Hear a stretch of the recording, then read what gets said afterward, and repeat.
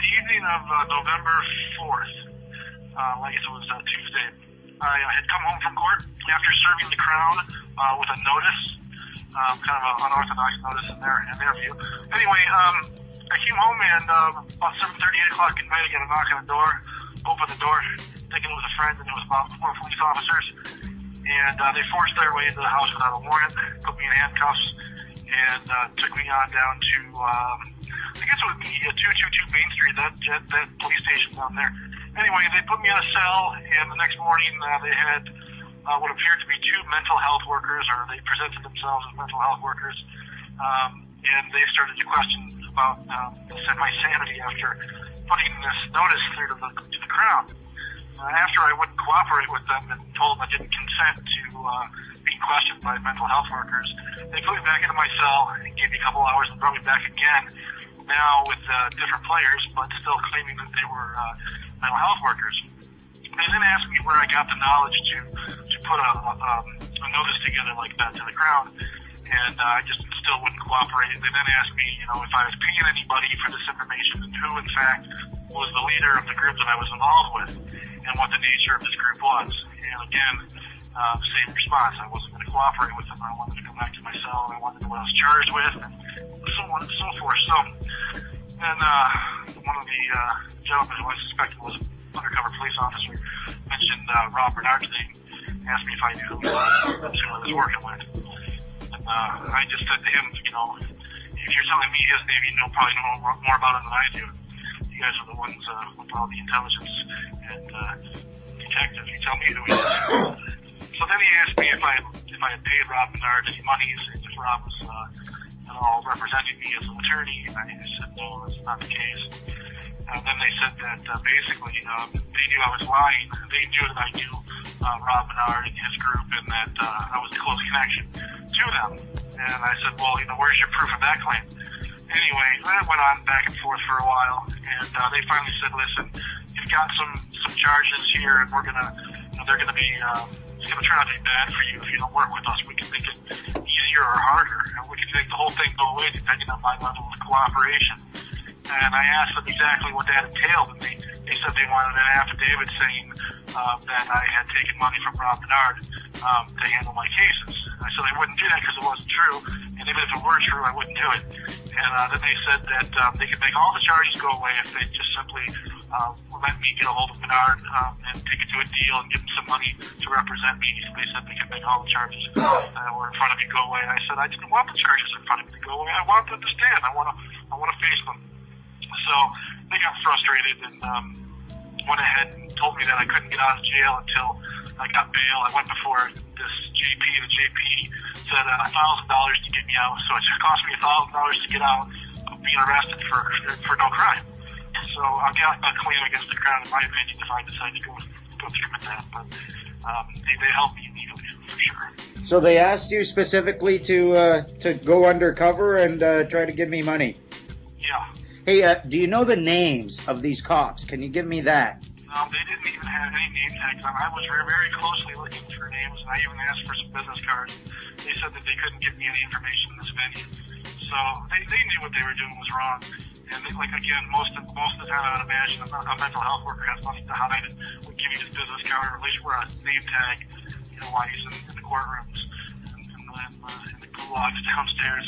But none of that was present. So that kind of keep me up to that these people were telling the truth. So I didn't cooperate.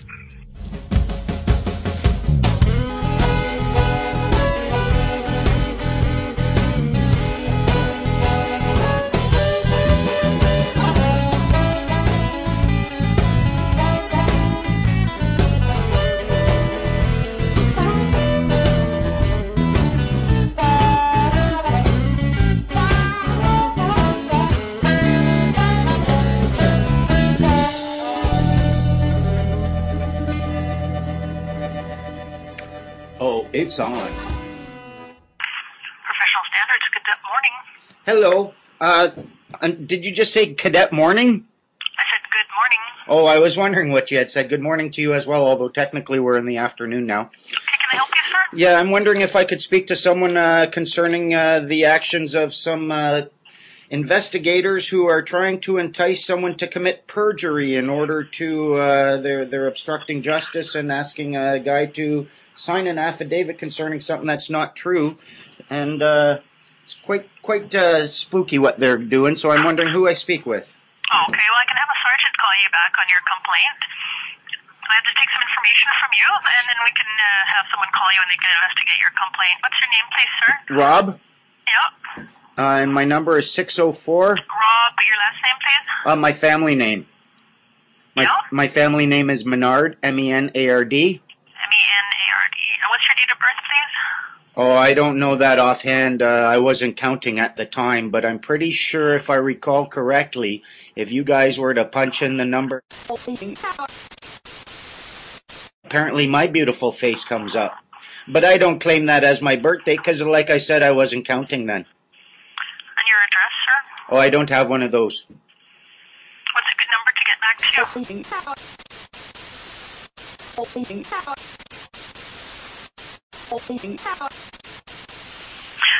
the names or badge numbers of the detectives you're... Well, that's part of the problem. The guy that they were speaking to, when he asked them to identify themselves, they refused to do so. They wouldn't show them badge number, wouldn't show them card, wouldn't show them a business card, anything. That's two officers? There was I believe it was car 87. One, they claimed to be two mental health workers, but the guy saw the badge underneath the shirt, and the other person who was claiming to be a mental health worker had a clipboard. Okay, and what guy are you referring to? It's a guy I know by the name of... He was apparently facing charges for assault. Okay, and the detectives in car 87 are obstructing... Well, what they did is they told him that they would make all the charges go away if he would sign an affidavit attesting to the fact that he had given me money to help him with a notice that he had crafted, which was not, it's not the case at all. And they wanted him to perjure himself like that. Okay, sorry, how are you involved here? I just heard about it. He called me the other day to let me know that the cops are clearly looking to try to come at me, and they're trying to entrap me. So, are you charged? No, I'm not charged at all. I'm a saint. Okay, so you're a third party to this then? Yes. Okay. But I'm a concerned party because they're asking about me, and they're trying to get him to sign an affidavit stating that I have engaged in certain activities, which I haven't. Okay, can you hold please, sir? Sure. Thanks.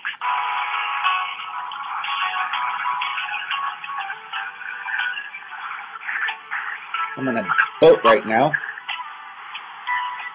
It's a nice boat. But it is a boat.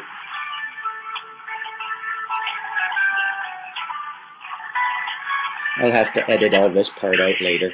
Hi, Rob. Hello. Do you have any file number related to this file? I don't yet. I'm expecting a call back from...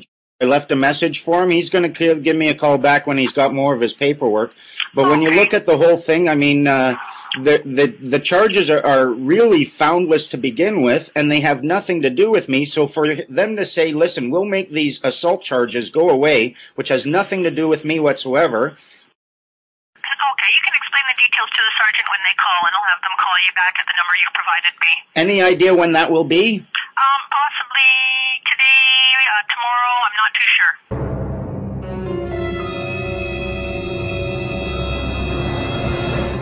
So they came back about an hour later and said, well, we want to know what group you're involved with that's giving you this information and who the leader is of that group. I told them I didn't know what else they were talking about, that they were wasting their time. They then asked me if I knew who Robert Arthur Menard was. And I didn't answer the question directly. I just said, you probably would know more than I would. You're the one with the computers and the police investigation. Why would you be asking me such a question? Are you suggesting I have knowledge that you don't? They then said that they knew that I was involved with Mr. Menard, or Robert Menard, and asked if I had paid him any money for this information. I told them that I wasn't going to speak to that. They then told me that the Crown could make my situation much, much worse unless I would work with them and give them the information that they wanted. I asked them what information they were looking for, and they said, well, we want evidence that Robert Menard is taking money and performing legal services or acting as an attorney. I said I couldn't speak to that. They then pressured me further and said that these charges could all, either go away or be brought down to a lesser charge that I could handle if I would be willing to work with the police to bring evidence against Mr. Robert Menard. I told them that I wasn't interested in any of that. They could pack on as many charges as they wanted to. I'm not scared of their jail system. I'm not